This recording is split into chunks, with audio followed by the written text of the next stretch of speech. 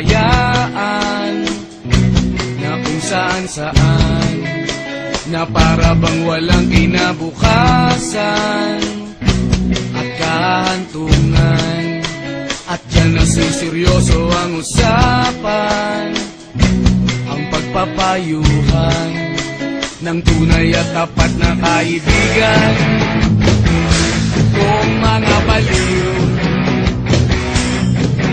kaibigan namang nakakaaliw, oh, di na tayo pabata, ita't may di nahahalata sa mga trip unti-unti na tayo nagsasawa. Pero kahit ganon, barkadang matatag hanggang sa ngayon. Minsan man magkita, tiyak may kwela, yan ang aking mga tropa.